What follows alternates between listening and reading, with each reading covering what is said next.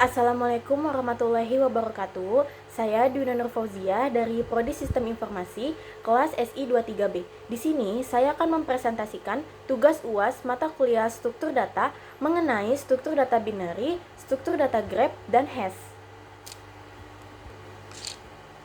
Sebelumnya, apa itu struktur data? Sederhananya, struktur data adalah struktur yang diprogram untuk menyimpan data yang dipesan, sehingga berbagai operasi dapat dilakukan dengan mudah. Ini mewakili pengetahuan tentang data yang akan diatur dalam memori, sesuatu yang harus dirancang dan diimplementasikan sedemikian rupa sehingga mengurangi kompleksitas dan meningkatkan efisiensi. Yang pertama yaitu struktur data binary tree. Binary tree adalah struktur pohon yang di dalamnya terdapat data beserta dua buah link untuk kedua anak cabangnya. Binary tree digunakan untuk memperkecil indeks data, sehingga waktu operasional penelusuran data dalam koleksi ADT bisa lebih cepat dibandingkan struktur data sekuensial. Penelusuran atau traversal pohon biner adalah kegiatan membaca atau mengunjungi simpul-simpul atau node atau vertex dengan urutan tertentu. Di sini ada sifat pohon biner, yaitu ada simpul dan ranting, yang pastinya mempunyai kedua hal itu. Yang kedua yaitu tingkatan atau level. Tingkatan atau level pohon biner dimulai dari 0, dan seterusnya. Di dalam pohon biner ada yang namanya kunjungan. Kunjungan dalam pohon biner itu ada 3, yaitu yang pertama kunjungan secara pre-order.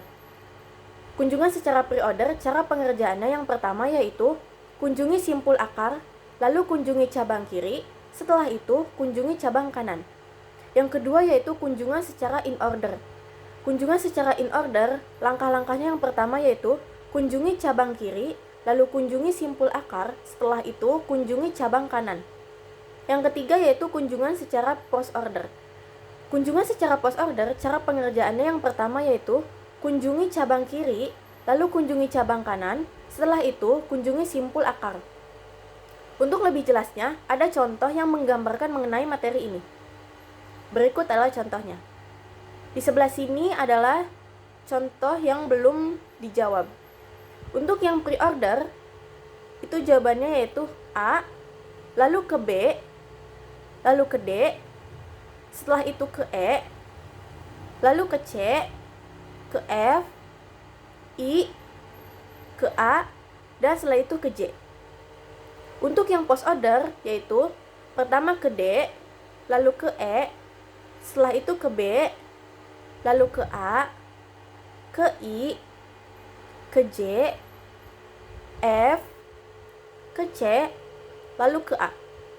Dan yang in order yaitu pertama ke D, lalu ke B, setelah itu ke E, lalu ke A, ke K, ke I, F, J, setelah itu ke C. Selanjutnya yaitu ada struktur data grep. Grep adalah kumpulan node atau simpul di dalam bidang 2 dimensi yang dihubungkan dengan sekumpulan garis atau sisi. Grep dapat digunakan untuk mempresentasikan objek-objek diskret dan hubungan antara objek-objek tersebut. Representasi visual dari grep adalah dengan menyatakan objek sebagai node, bulatan, atau titik, sedangkan hubungan antara objek dinyatakan dengan garis. Grep seringkali digunakan untuk mempresentasikan suatu jaringan. Misalnya, jaringan jalan raya dimodelkan grep dengan kota sebagai simpul, dan jalan yang menghubungkan setiap kotanya sebagai sisi, yang bobotnya adalah panjang dari jalan tersebut. Terdapat beberapa istilah yang berkaitan dengan grep, antara lain, yang pertama yaitu vertex. Vertex yaitu himpunan node atau titik pada sebuah grep. Yang kedua yaitu ada edge yaitu himpunan garis yang menghubungkan tiap node atau vertex.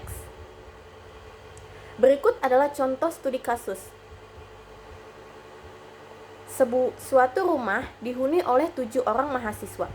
Masing-masing bernama Ani, BK, Cici, Dina, Eko, Faisal, dan Gray. Diketahui Ani, BK, dan Cici saling bersepupu, dan juga sepupu Gray dari pihak ibu. Sedangkan Dina dan Faisal juga bersepupu dan juga adalah sepupu Gray dari pihak bapak. Setelah diselidiki, ternyata Faisal dan Ani juga bersepupu. Buatlah model graf kekeluargaan dari 7 orang tersebut. Jawabannya yaitu, hubungan kekeluargaan ketujuh orang di atas dapat dimodelkan ke dalam graf dengan cara nyatakan orang sebagai titik dan 2 titik bertetangga jika 2 orang yang dinyatakan sebagai 2 titik tersebut adalah bersepupu. Jika titik diberi nama sesuai dengan nama awal orang, maka kita mempunyai himpunan simpul dengan nama yaitu A, B, C, D, E, F, G. A, B, C, D, E, F, G yaitu adalah nama orang tersebut.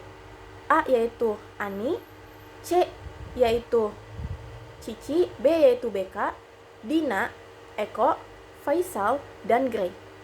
Dan mempunyai himpunan sisi yaitu AB, BC, CA, DE, EF, FD, FA, GA, GB, GC, GD, GE, dan GF. Atau yang bisa disebut Ani, BK, dan Cici saling bersepupu. Lalu, Ani, BK, dan Cici adalah sepupu Gray dari pihak ibu. Setelah itu, Dina, Eko, dan Faisal saling bersepupu. Lalu, Dina, Eko, dan Faisal adalah sepupu Gray dari pihak bapak. Setelah itu, Faisal dan Ani juga bersepupu. Gambar grafnya adalah seperti berikut ini.